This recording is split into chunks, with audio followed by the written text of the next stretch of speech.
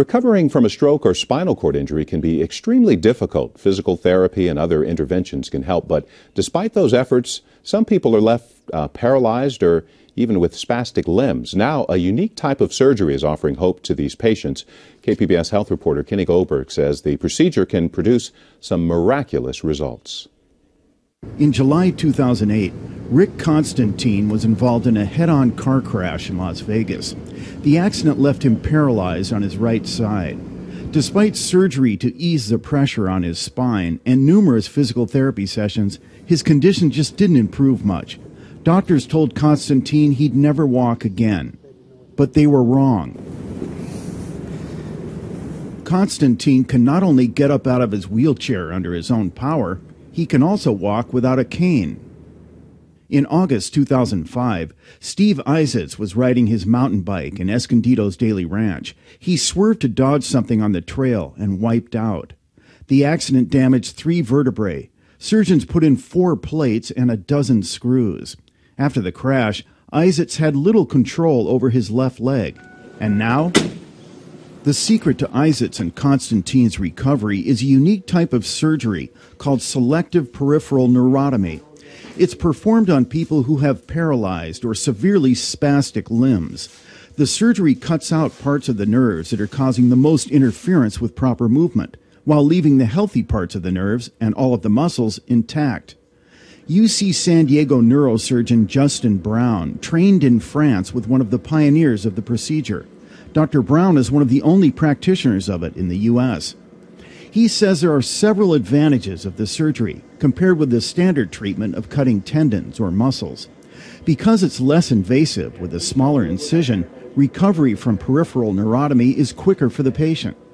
And we actually preserve the muscles. When we cut away a little bit of the nerve, the rest of the nerve fibers that go to that muscle will sprout out and recover it, but it's just less spastic. It's less unhealthy acting. Dr. Brown points out the surgery doesn't reverse or cure paralysis per se.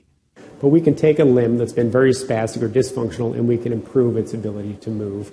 Or sometimes they don't have the ability to move, but we can at least simply get it into a position that's less uncomfortable and more functional for them. That if the arm is pulled up in this position, they have no active ability to move it. If we can relax the arm enough that they can pull it through a sleeve or they can wash it, it improves hygiene. Even that is a good goal for some of these patients.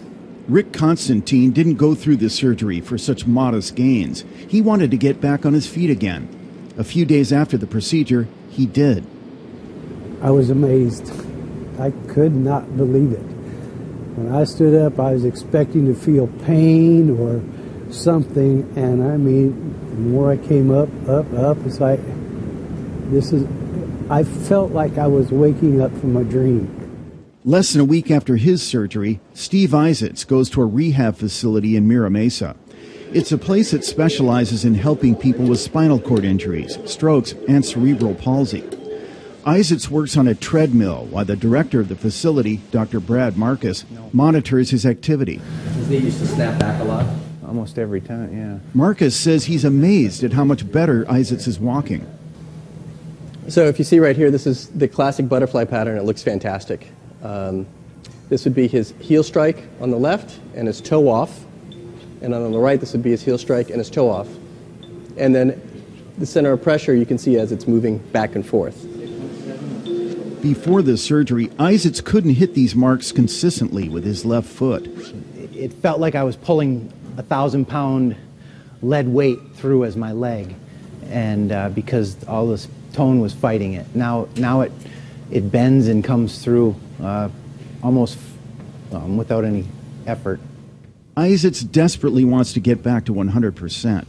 Thanks to the surgery, he's a little bit closer. My end goal really was always to, sounds a little funny, but walk on the beach with my wife again.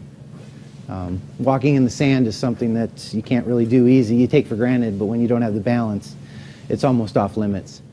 Now that Rick Constantine is walking again, he's planning to have Dr. Brown operate on his right arm. He's been told not to expect complete recovery, but any improvement would be a plus. Constantine feels confident that he'll keep getting better. His new goal is to spread the word that help is available.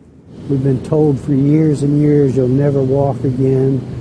Paralysis is it. Learn to live with it. medical technology is come a long ways now. I am the living proof that it does work, it can be helped, and I want to let others know. Kenny Goldberg, KPBS News.